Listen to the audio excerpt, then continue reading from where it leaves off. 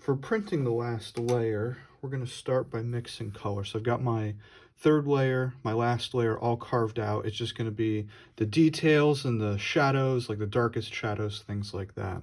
I pulled out probably like my worst print. It's just very, very salty, not a very good one.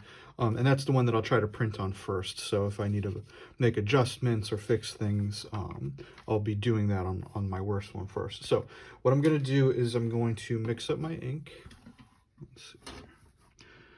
And looking at the print, I don't like printing black, like straight out of the tube black on top of all these colors, because it's a little bit too contrasty. So I want to mix a little bit of color into my black.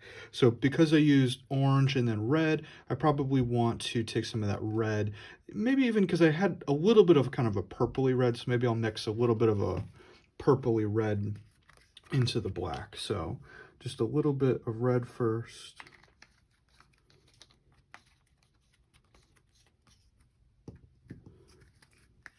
A little bit of blue. Normally I'd say be really careful with the amount of blue because it's going to get really dark, but it's really okay because this is supposed to be our darkest layer.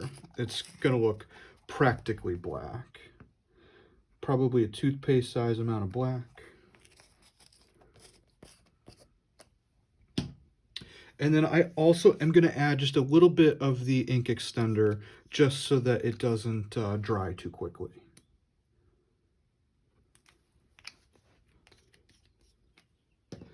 Then I'm going to mix all that up together.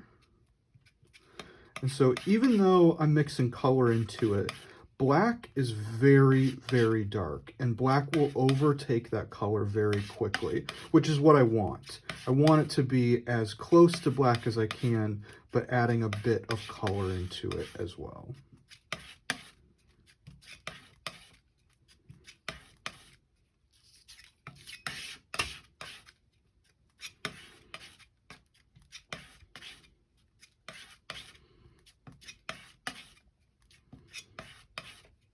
If I grab my scrap sheet of paper, this is the same paper that I did the drawdown on last time.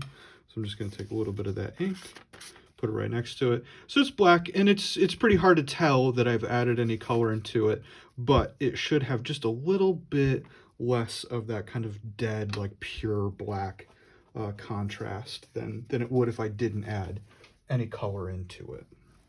So I've got that mixed up. Now I'm going to roll up my brayer. So take a bead of ink, a little bit more, and then take your brayer,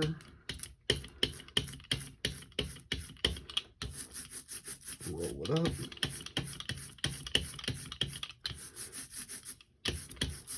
got a little bit too much ink on here. I can tell from that texture, it's too much texture and a little bit too loud when I go back and forth on it. So I'm going to take a little bit of that ink off. That's better. All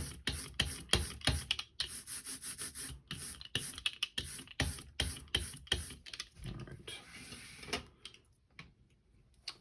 Now I'm going to put a scrap sheet of paper that can be dirty or can get dirty down. I'm going to put my block down. Now, in the past, I've been taping this area off to keep it from getting black ink on it. I'm going to do that again, but I really don't think it's probably going to be necessary anymore because for the most part, I've carved everything out. This is the closest it's going to get to it, just that tip on there. And when you only have, you know, I don't have to go all the way to either edge anymore. I just need to kind of roll over that image area. So you can be a little bit more strategic with how you roll up what's left.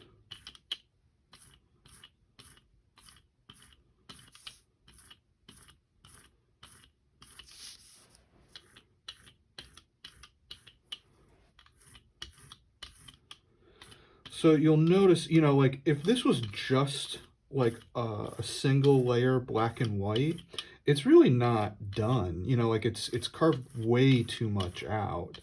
But as a final layer, it should work pretty well. with all those other layers. The main thing is that there's just really not very much value to it, because we got so much value from all of our other colors. Okay. So I think that's inked up pretty well. You'll notice it did pick up some chatter in some areas on the sides, and because it's very sporadic on mine now, I really don't want those to show up. So I can actually carve those out. I'm going to take my carving tool. I have the V-gouge loaded into it, so I'm going to take that out. And I just had that problem that sometimes happens where it's kind of stuck and doesn't want to come out, so I had to take the whole thing off, and that's okay. I like showing when issues come up in case they come up for you too.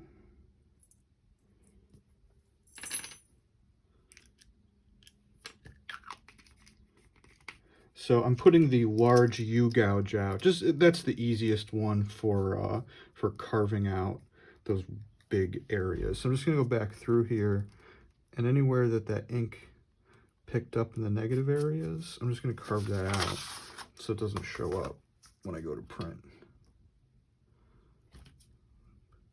Gotta be a little careful.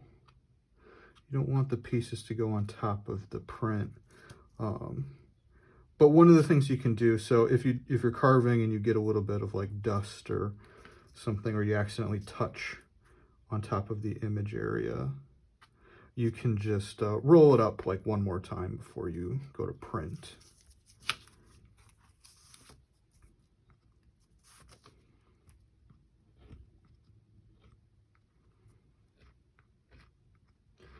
Now, if you're having a lot of this coming up and you find that you're like carving in between every single print and you just feel like you're carving forever, one of the things you can do too is like, say you get like a spot of ink somewhere and you don't want it to show up, just take a piece of tape, put it down over that spot you don't want the ink to show up, and then go ahead and print with the piece of tape right there blocking the ink from hitting it.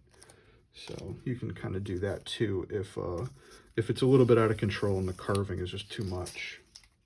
Oh yeah, I said I was going to roll it up one more time because I kind of touched over the image area a little bit. I didn't even charge the brayer. I'm really just kind of smoothing out the ink that's already on there. Okay. So I'm going to put my dirty paper out of the way. Try to keep the little bits of linoleum from getting in your ink slab, because that'll just make a mess. Sometimes I keep tweezers on hand so I can pick it out of the ink if it does get in there. Now I'll take the tape off.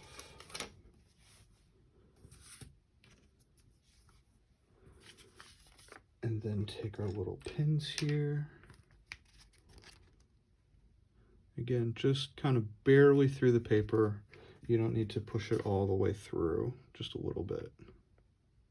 I'll even back that one up a little.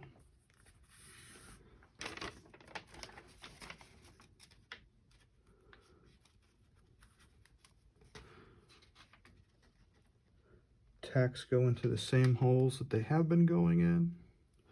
Then take your spoon. I've started to get a little bit of that red ink on it now, so I gotta try to make sure I'm keeping my spoon clean. And then you can lay it down. Get my ink slab out of the way.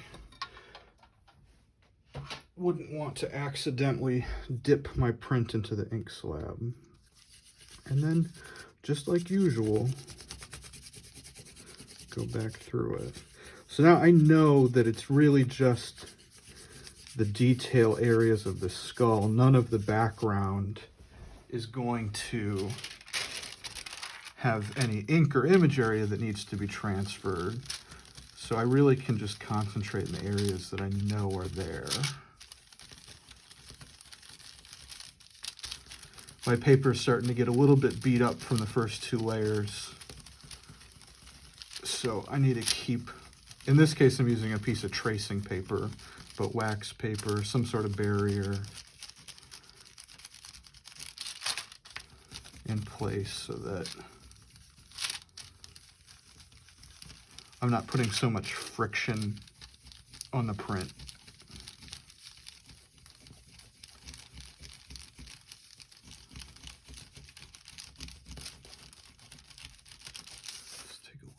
see.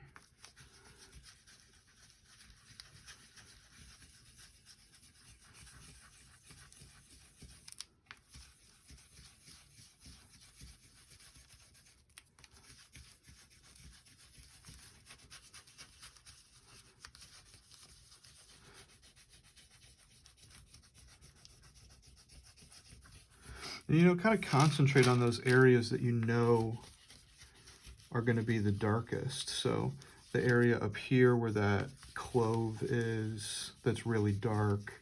The nasal cavity for me right here, I know is pretty dark.